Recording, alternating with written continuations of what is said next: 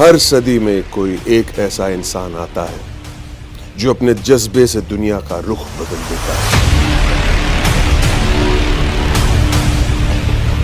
जिसने फुटपाथ पर डिक्शनरीज बेचकर पढ़ाई का खर्चा निकाला और आज बड़े बड़े बिजनेस टाइकून्स उसे कंसल्ट करके डिसीजंस लेते हैं। अनफिट एज अ ट्रेनर बोलकर कंपनीज ने जिसको रिजेक्ट किया था, आज वो एशिया का नंबर 1 मोटिवेशनल स्पीकर का अवार्ड जीत चुका है। और एक ऐसे बिजनेस कोच जिनकी लर्निंग्स अपनाकर कितने ही डूबते हुए बिजनेस और स्टार्टअप्स अपने पैरों पर खड़े हो गए और आज लाखों करोड़ों में खेल रहे हैं।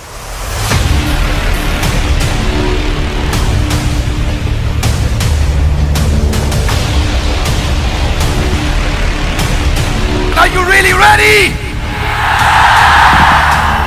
नमस्ते, मैं हूं बमन ईरानी और आज मैं कुछ ज्यादा ही एक्साइटेड हूं, इसलिए कि मैं ऐसी एक शख्सियत से मिलने जा रहा हूं जिनके बारे में मैंने बहुत कुछ पढ़ा था, बहुत कुछ सुना था, बहुत सारे वीडियोस देखे उनके यूट्यूब पे वगैरह वगैरह, लेकिन रियल में मिलना कुछ और ही बात होती है। तो I want you to meet him. मैं भी मिलूंगा, थोड़ा एक्साइटमेंट है। You also should be excited. I am going to introduce you to doctor Vivek Bindra. आइए मेरे साथ।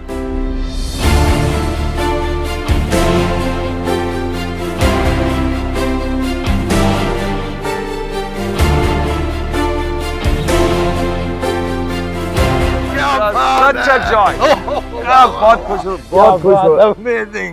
You could make it, huh? That was the main thing. I had to come. कैसे भी करके।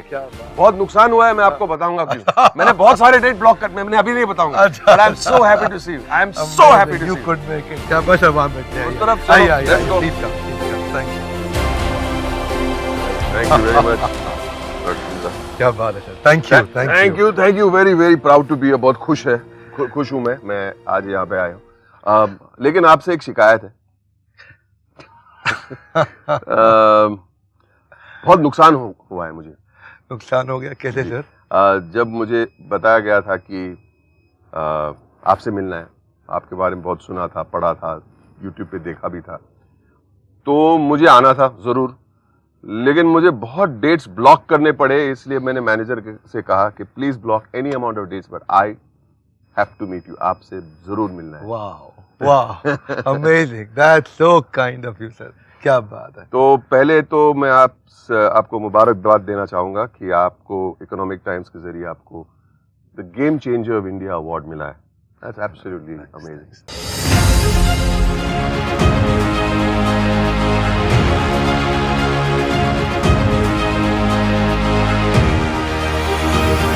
एक और शिकायत है आपसे कि आपका इतना बड़ा यूट्यूब चैनल है, इतने हिट्स है, इतने सब्सक्राइबर्स है, इतने फॉलोअर्स है, लेकिन आप बहुत लो की है। आपके बारे में लोग इतना बहुत जानते नहीं है। तो आई नीड टू नो, और आपके जो फॉलोअर्स है, आपके चाहने वाले कितने लोग हैं, thousands and lakhs and millions of people जानना चाहेंगे आपके बारे में लिटिल मोर। आप बहुत ही लो की है सर। बचपन के बारे में, आपकी शुरुआत, आपकी जिंदगी, आपका बैकग्राउंड, आपके माँ बाप, योर एजुकेशन, आप शरारती थे, गुड बॉय थे, क्या थे, जानना जरूरी है। Let us know. बहुत लोगों ने पूछा था अब तक, यूट्यूब पे कमेंट्स में लोग पूछते थे, जगह जगह पूछते थे अपने बारे में बताइए। तो थोड़ा पर्सनल लाइफ को मैंने अब तक थोड़ा बाहर रखा। बमन जी, थैंक यू, आपने ये पूछा। आपकी लाइफ से बहुत इंस्पिरेशन मिला मुझे। वैसे मेरा लाइफ थोड़ा स्ट्रगल रहा बचपन में जब समझिए मैं लगभग 2.5-3 साल का था, लखनऊ में मेरा जन्म हुआ था। पिताजी का देहांत जल्दी हो गया था और कुछ फैमिली सर्कमस्टांसेस ऐसे रहे कि फिर मैं मदर के साथ भी नहीं रह पाया अपनी। और उसके बाद कुछ समय चाचा के साथ काफ़ी समय जीवन में बिताया, दादाजी के पास बहुत समय बिताया, अलग अलग स्कूल बदले, दिल्ली पहुँचे। और मुझे याद है थोड़ा काफ़ी स्पोर्ट्स में बहुत इन्वॉल्व रहता था, जिससे मुझे बाउंस बैक करने की बहुत ताकत आई। आपने सुना होगा मेरे वीडियोस में। बाउंस बैक मैंने बहुत बार सुना है, तो बचपन से ही बाउंस बैक। ओके, ये एथलेटिक्स और स्पोर्ट्स का बड़ा रोल रहता है सर। क्या है, जब बैडमिंटन में हार हुए मैच को जीतने की ताकत आती थी, प्रैक्टिस होती थी, तो उसको मैं लाइफ से रिलेट कर पाता था। एथलेटिक्स में मैं I was a national runner, मैं बेंटम वेट कैटेगरी में थोड़ा मुआय थाई बॉक्सिंग भी किया और कई गेम्स में मैं पार्टिसिपेट किया। तो उसमें क्या है, जो डिप्रेसिंग टाइम्स को हैंडल करने के लिए जो ताकत थी ना, एक आउटलेट मिलता है, बिल्कुल you can give it back. वो जो आउटलेट है, उस आउटलेट में अब समझिए जब कभी हारा हुआ मैच जीतता था ना, तो उसको मैं लाइफ से रिलेट कर पाता था। फिर मुझे याद है पार्ट टाइम काम शुरू किया, थोड़ा होम ट्यूशंस का। आई विल इंटरप्ट यू, ये एक सवाल, आप स्टूडेंट कैसे थे? स्टूडेंट में कुछ सब्जेक्ट में बहुत अच्छा था, आई विल नॉट लाई। कुछ सब्जेक्ट में मैथमेटिक्स Just like नहीं me. पसंद था। मैथमेटिक्स पसंद था आपको? ना।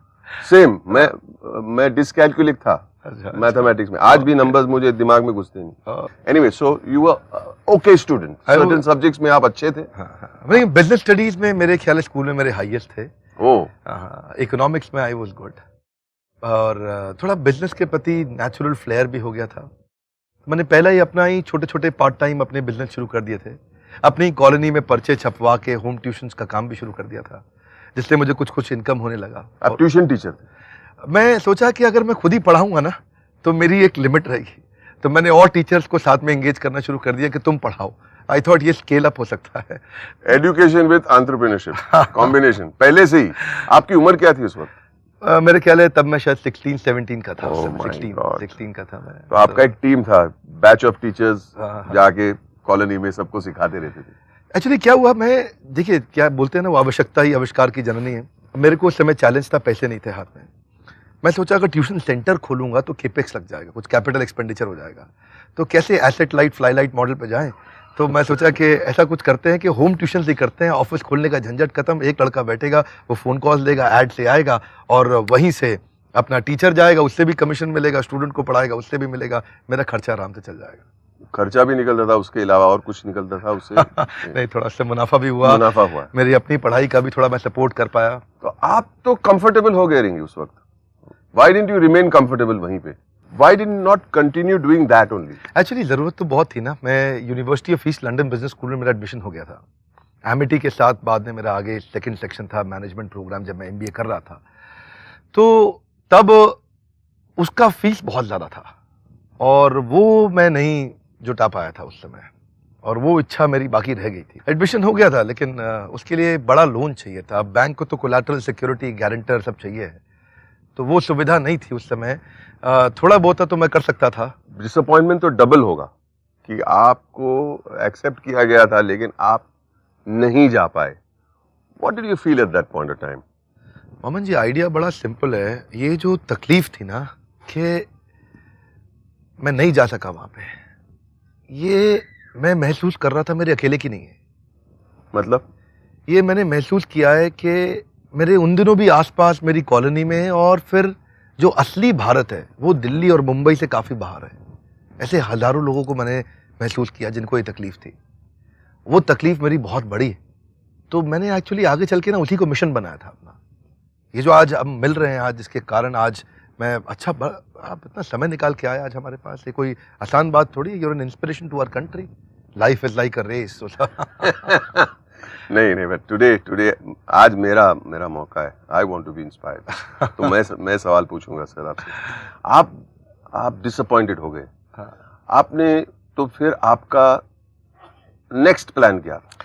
नेक्स्ट प्लान ये था, मैं पढ़ाई तो खत्म किया, बात सही है, वो डिसअपॉइंटमेंट थोड़े दिन कंटिन्यू रही थी, और वो कुछ समय काफ़ी मेरी लाइफ का बहुत ही ख़राब फेज था। मैं सोचता हूँ कि मैं अगर शायद स्पोर्ट्समैन नहीं रहा होता तो मैं उतना नहीं पहुँचता, लेकिन अगला जो पढ़ावा आया मेरे को, वो कम लोगों को मालूम है मेरे बारे में। अच्छा। I became a monk after my education. मैंने सोचा कि अब माता पिता भी नहीं हैं, कोई ऐसे सगे भाई बहन भी नहीं दिख रहे हैं, कुछ और दिख नहीं रहा है आसपास। मैं सोचता हूँ कि क्यों नहीं इस जीवन को भगवान की, समाज की सेवा में लगा दूँ। So 4 years I left my life and I became a monk. This is when I started living a brahmachari life. भिक्षा मांगना, सेवा करना, शास्त्र पढ़ना और गरीब बच्चों की सेवा करना, तो मैं उसी तरफ चला गया था। बहुत सुकून मिलता है सब चीज़ों बहुत से। बहुत सुकून नहीं, ताकत बहुत मिला उससे। ताकत नहीं। सुकून के साथ ताकत बहुत मिला, क्योंकि भगवत गीता में कृष्ण ने ऐसे ऐसे श्लोक बताए हैं जहाँ पे अर्जुन वास्तव में बहुत डिप्रेस था और जो खड़ा हुआ वो वो मैं महसूस करता था। और वो मैं महसूस करता था कि शायद मैं अर्जुन तो नहीं हूं, लेकिन अर्जुन की तरह सुनने का प्रयास कर रहा हूं। और वहां से ऐसा इंस्पिरेशन मिला कि कृष्ण ने मतलब जगह जगह बताया कि एक होपलेस एंड को एंडलेस होप कैसे बनाएं, एक ब्रेकडाउन को ब्रेक थ्रू कैसे बनाएं। क्राई नहीं करना है, ट्राई करना है। अच्छा, उसके पहले या उसके बाद मेरा मानना है कि आप रोड पे डिक्शनरीज बेचते थे। हाँ, बिल्कुल ठीक है। इसके पहले कि इसके बाद? हाँ नहीं, इसके पहले था वो। इसके पहले था। ये कॉलेज टाइम में मैं क्या करता था, शाम के समय डिक्शनरीज का एक बड़ा बैग लेके जाता था। और मेरे ख्याल है, मुझको याद है, एक डिक्शनरी पे मुझको 25-30 रुपया बचता था, और अगर ज़्यादा बेच दूँ तो 50 रुपये तक बच जाता था। 600 रुपये की एक डिक्शनरी होती थी, बड़ी अच्छी। तो ऑक्सफोर्ड वाली? हाँ, ब्लू एंड रेड। हाँ, बिल्कुल बिल्कुल। आज मैं बच्चों को देखता हूँ जब रोड पे डिक्शनरी बेचते, तो I will feel a new kind of relationship with that person. क्योंकि अच्छा, तो आप वहां से आप इस्कॉन चले गए। हाँ, और ब्रह्मचारी बन गए। हाँ। वहां से आप एंटरप्रेन्योर कैसे बने? क्या चेंज आया? किसने आपको एडवाइस किया? क्या आप अंदर से आपने, किसी ने आपको कहा, और you told yourself? What was that change? ये चेंज ना, मैं भगवत गीता पे लेक्चर लिया करता था। ओके। और भगवत गीता के बारे में मैं काफ़ी कॉलेजेस में जाके, कहीं कॉर्पोरेट्स में जाके, while wearing dhoti kurta, while wearing the robes, I used to go and deliver speeches there. और बाद में मेरे गुरुदेव ने मुझे कहा कि आप ज़्यादा अच्छी सेवा कर सकोगे जब आप बाहर संसारिक जीवन में रहोगे। आप यहाँ पे रह के आपकी लिमिटेशन रह जाएगी, क्योंकि आपको ताकत मिल चुकी थी। हाँ, वो ट्रेनिंग थी। वो ब्रह्मचर्य आश्रम में जो इंद्रियों को, सेंसेस को, डिजायर्स को कंट्रोल करके, डिसिप्लिन में रह के, सुबह अर्ली मॉर्निंग उठ करके साधना करके, उसके बाद ताकत अपनी बिल्ड करके, मेडिटेशन साधना के बाद फिर दिन भर का काम करना। कृष्ण कहते हैं गीता में कि पहले मेरा स्मरण करो, उसके बाद कर्म करो, युद्ध करो। अर्जुन को बोला, माम अनुस्मर युद्ध च, पहले अनुस्मरण मतलब रिमेंबर मी, देन युद्ध। तो मेरा युद्ध जो है वो तो ट्रेनिंग इंडस्ट्री का युद्ध है, लोगों को एंटरप्रेन्योर बनाने का। तो आपको ये एडवाइस किसने दिया? मेरे गुरुदेव ने दिया। गुरुदेव ने दिया, कहा कि बाहर जाओ और you will be of more help to society अगर आप बाहर जाके ये नॉलेज को आप डिजिटल प्लेटफॉर्म का अपॉर्चुनिटी मिला हमारे को। उन्होंने मुझसे कहा था कि आप भगवत गीता को मत छोड़िएगा। ओके। हाँ, उन्होंने कहा भगवत गीता को मत तो छोड़िएगा। आपके जो सब जो लेक्चर्स थे कॉलेजेस में और कॉर्पोरेट्स में, बेस्ड ऑन भगवत गीता? हाँ, based on Bhagavad Gita, correct. तो आप कितने साल किए वो सब? मेरे ख्याल है मैं लेक्चर्स तो 2006 में ही शुरू कर दिया था देना, पर इसको जो बिजनेस में हमने जो बनाया था वो 2013 में शुरू किया था। उसी में मेरा यूट्यूब चैनल भी उस समय शुरू किया। तो फिर आपने कॉर्पोरेट स्पीकिंग का काम शुरू कर दिया, but that also requires money, no sir? पैसे की जरूरत पड़ती है ना उसके लिए। ठीक, वो पैसे आए कहाँ से? हाँ मामा जी, पैसे नहीं थे बस शुरू में। एक्चुअली यही नहीं कि हमेशा कोई भी स्टार्टअप और बिजनेस में दो चीजों का चैलेंज होता है, एक पैसा और एक मैन पावर। तो क्या किया कि आपने? ऐसा था कि जब हायरिंग कराना मैंने शुरू में, तो लोग आते थे, इंटरव्यू देते थे, छोटा सा एक कमरे का ऑफिस देखते थे, ऐसा ऐसा करके। और उसके बाद मैं उनको बोलता था बड़ा सपना है, बहुत बड़ी कंपनी बनाएंगे, पूरे देश में परिवर्तन लाएंगे। तो फिर ऊपर देखते थे एसी नहीं लगा है, इधर आजू बाजू देखते थे कोई आदमी नहीं बैठा, तो चले जाते थे। नेगोशिएट भी नहीं करते थे सैलरी, तो बात भी नहीं करते। इधर कोई फ्यूचर ही नहीं है। फ्यूचर नहीं है ना, क्योंकि देखिए अच्छी टैलेंटेड मैन पावर नहीं आती है। ऐसा फिर धीरे धीरे मुझे जर्नी समझ में आया। तो मुझे ये समझ में आया कि अभी मेरी कंपनी में वो लोग आएंगे जो सबैटिकल पे, सबैटिकल मतलब जिसके पास जॉब नहीं है अभी वो आदमी आएगा जो कोई पार्किंग लॉट की तरह जॉब ढूंढ रहा है, जिसको 3-4-5 महीने का जुगाड़ चाहिए, जब उसकी अच्छी लग जाएगी तो यहां से निकल जाएगा। लेकिन वो आदमी जाएगा नहीं कभी। नहीं जाते, लोग जाते। अच्छा। मैं प्रिपेयर्ड हो गया था कि शुरू के 20-25 लोग ऐसे ही हायर करूंगा और इनकी शक्ल दिखा के बढ़िया आदमी लेकर के आऊंगा। ये बाद में रहें या जाएं कोई बात नहीं, लेकिन अच्छी मैन पावर दिखाने के लिए, लाने के लिए कुछ तो लोग रहने चाहिए कंपनी में। तो मैं प्रिपेयर्ड था 1 साल के। एक्चुअली विजुअल मैन पावर तो दिखनी चाहिए ना, दिखनी चाहिए विजुअली कि मतलब है लोग, काम ये कामकाज है, कारोबार है। अच्छा, okay, I am getting your drift sir, I am understanding your mind. या खर्चा बचाना था, ऑफिस छोटा था, बाथरूम नहीं था वहां पे, पब्लिक वॉशरूम में जाना पड़ता था। शुरू में मुझे याद है कुछ दिन तो ऐसे थे कि मैं अपने ऑफिस के एम्प्लॉयज को वॉशरूम में जाने का टाइम बताया था, ये टाइम पे आप वॉशरूम जाया करो। उससे पहले मैं क्या करता था एक्चुअली, उससे पहले मैं खुद जाके पहले वॉशरूम धोता था। क्या बात ताकि क्या कि वो टॉयलेट इतने गंदे थे कि अगर महिला उसको यूटीआई जैसे कई इन्फेक्शन कैच कर सकते हैं, और वो पब्लिक टॉयलेट तो आप जानते हैं कि नोबडी टेक रिस्पॉन्सिबिलिटी। लेकिन मुझे ये डर था कि आज अगर मैंने वॉशरूम इनके लिए धोया नहीं ना, तो ये मेरे को छोड़ के चले जाएंगे, और अगर ये छोड़ के चले गए, बढ़िया मैन पावर नहीं रही मेरे साथ, तो मैं आगे अपना सपना जो देश में इम्पैक्ट लाने का था नहीं। सर मैं आपको रोकूंगा, आपने अभी इसके बीच में एक बहुत बड़ी बात कही, अगर ये लोग चले जाएंगे, आपने कहा टॉयलेट की वजह से, मैंने आज तक नहीं सुना कि कोई भी काम करने आता है वो टॉयलेट की वजह से, ये भी ऐसा कोई प्रॉब्लम होता है, पर आपने ये कहा कि अगर ये लोग चले जाएंगे तो मेरा वो जो बड़ा सपना है वो अधूरा रह जाएगा। तो बिफोर वी गो ऑन, मुझे ये सुनना है कि ये बड़ा सपना, ये सपना क्या था आपका? सपना बड़ा सरल था कि जो तकलीफ मैंने सही, आज हम मानते हैं, मैं हमेशा बोलता हूं कि हमारा जो कंटेंट है वो पेरिस के लिए नहीं है, पीलीभीत के लिए है, वो भागलपुर के गांव के गरीब बच्चे के लिए, बॉस्टन के लिए नहीं बना रहे हम लोग, हम मैनहट्टन, मैनचेस्टर, मेलबर्न के लिए नहीं बना रहे, हम मोगा के लिए बना रहे हैं। तो वो जो देश में बड़ी क्रांति लानी थी, उसके रेवोल्यूशन की जर्नी को मैं पहचान रहा था, और वो बड़ा सपना जो था ना, वो यही था कि अगर एक आम आदमी को हम अफोर्डेबल एजुकेशन दे दिया मैनेजमेंट का, और 5 बेस्ट यूनिवर्सिटीज है, हार्वर्ड है, वॉटन है, स्टैनफोर्ड है, INSEAD है, लंदन स्कूल ऑफ बिजनेस है, अगर ये 5 बेस्ट यूनिवर्सिटीज इस लेवल का कंटेंट हम दे सकें, तो उसके लिए मैन पावर चाहिए था, मैं अकेला नहीं कर सकता था। अब शुरुआत कहां से होती है? From the washroom. हाँ जी, सोचो हाँ जी, कि आपका जो सपना था, मतलब you are talking about Stanford and Wharton and Princeton, लेकिन आप टॉयलेट साफ कर रहे हैं वो सपना प्राप्त करने के लिए।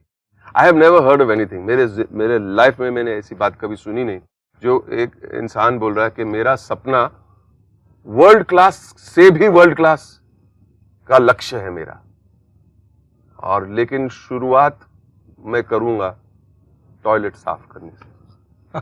I can not imagine this, I can not even conceive कि ऐसी कहानी कोई लिख सकता है। दुनिया में लोगों ने बहुत स्ट्रगल देखे हैं, बहुत, लेकिन ये बहुत यूनिक स्ट्रगल है। जी जी, तो मुझे बहुत कुछ और जानना है हाँ। इसके बारे में। मैं एक दफा, बड़ा अमेजिंग एक्सपीरियंस था मुझे, कि पानी की टंकी हमारी खराब हो गई थी, लीक कर गई थी छत पे, बाथरूम में जो पानी जाता था।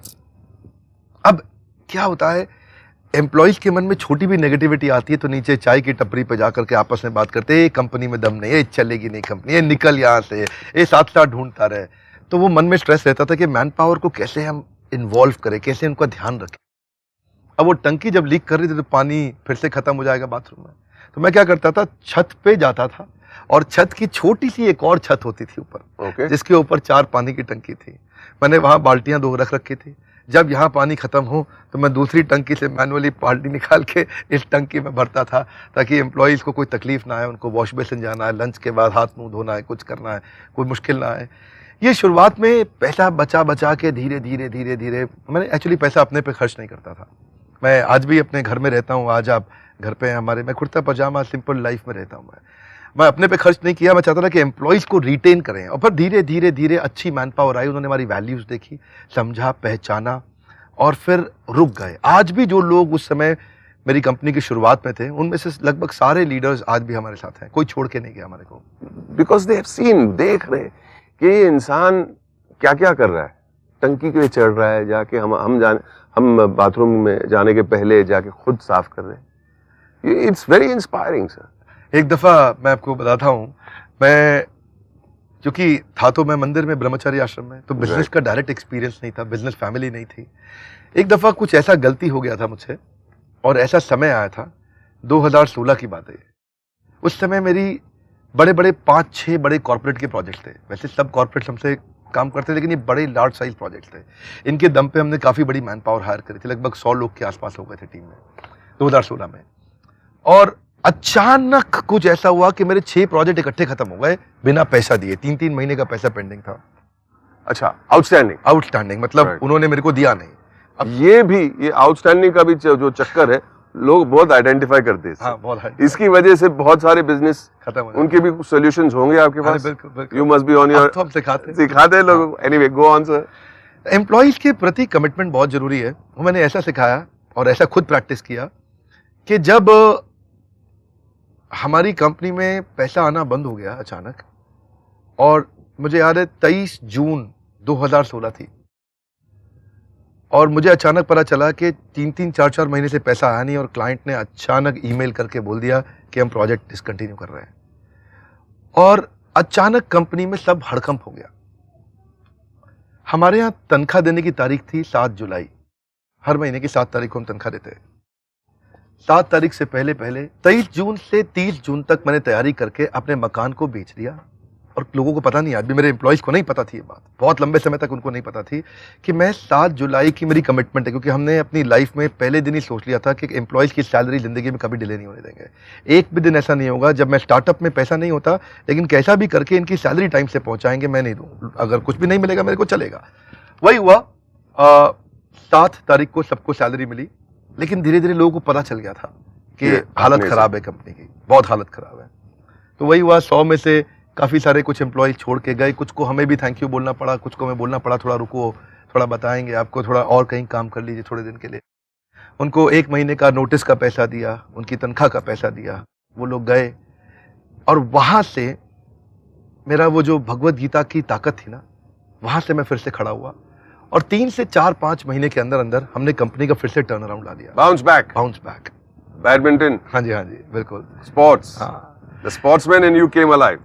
करेक्ट। हाँ जी। फिर लेकिन अगर आप मेरी बैलेंस शीट देखोगे, 2013, 14, 15, 16, 17, 18 और अब 19 की क्लोजिंग जो हमारी हुई है अभी, 18-19 की है, पूरे साल में फाइनेंशियल इंपैक्ट किसी को नहीं पता चलेगा। उसका कारण क्या है? 2 क्वार्टर खराब हुए, लेकिन अगले 2 क्वार्टर इतने अच्छे कर दिए, बैलेंस हो जाता है कि वो पिछले साल से 3 गुना ज्यादा ग्रो कर गया ये साल। मैं आपको बताता हूं, हमारा एक टारगेट रहता है कि हमारी कंपनी हर साल 300% ग्रो करनी चाहिए, 300% हमें ग्रो करना है हर साल।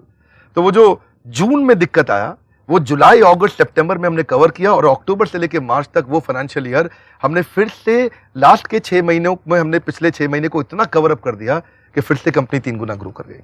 क्या बात। ये मेरे ख्याल में ये क्षमता लोगों के पास है, पर वो जल्दी से सामने वाले अंधेरे को देख के घबरा जाते हैं। ज्यादातर बिजनेसमैन क्यों फेल होगा? उसको दूर की जर्नी नहीं दिखती है, उसको समझ नहीं आता कि ये जो अंधेरा है, इस अंधेरे में मैं कहां जाके निकलूंगा, और वहां वो घबरा के खत्म हो जाता है। डोंट पैनिक, बेसिकली आपका बोलने का मतलब है डोंट पैनिक।